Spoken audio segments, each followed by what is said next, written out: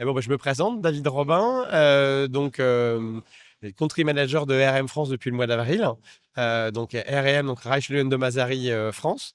RM, pour ceux qui ne le connaîtraient pas encore, qui est un leader suisse et un constructeur européen de solutions à la fois dans le domaine de Office Cabling que vous nous connaissez particulièrement, mais également sur la partie data center et les réseaux télécoms, donc qui a un positionnement un peu unique, un acteur avec des usines européennes, suisses et en France depuis maintenant plus de 25 ans. Moi, j'ai le plaisir, du coup, pour la société RM, de participer au salon Data Center World, qui est un événement tout particulier qui nous permet de redonner de l'information à la fois à nos clients et puis les feedbacks de l'ensemble de nos solutions qui sont utilisées dans des data centers un peu partout dans le monde et en France en particulier. On va vraiment du data center edge jusqu'au très gros data center et dans d'autres pays aussi sur l'hyperscale. Pas encore en France, mais ça ne saurait tarder.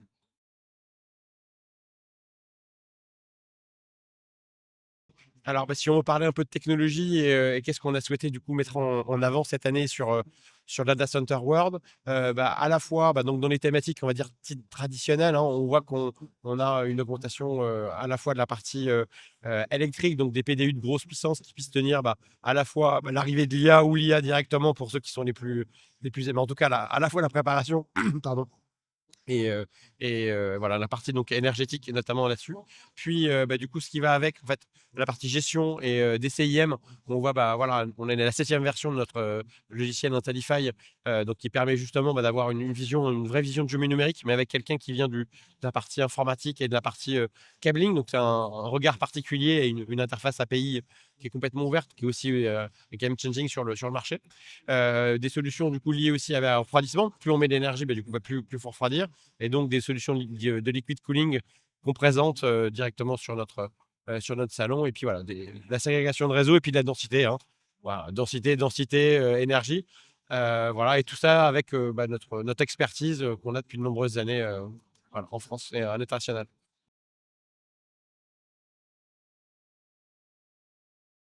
On fait un peu de. Ouais, de prospective, ouais.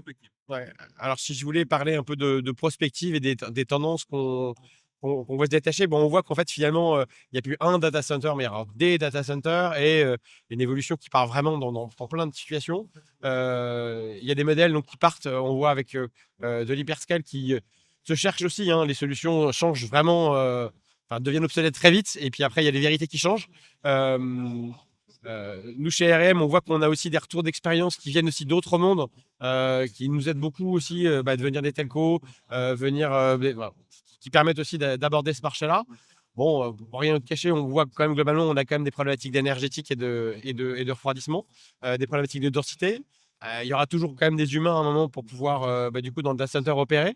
Donc là, c'est des vrais challenges. Donc le data center de demain, moi, je le vois avec un jumeau numérique et avec un appui entre guillemets aux collaborateurs et à l'humain à l'intérieur du data center. Ça devient des machines très complexes et donc du coup il faut aussi des solutions simples, efficaces et puis dans le temps qui tiennent vraiment dans la durée pour la partie pour à la fois exploitation mais aussi mise en service. On a de moins en moins de temps. Voilà, donc revenir à un des basiques. Je dirais en fait c'est la vision rendre le data center sexy again, l'infrastructure, on est obligé d'y revenir là parce que voilà, ça bouge. Donc ouais, le data center est définitivement sexy, même si c'est des grosses machines qui consomment beaucoup. En tout cas, il y a des nouveaux challenges qui s'offrent à nous et du coup, c'est passionnant, quoi.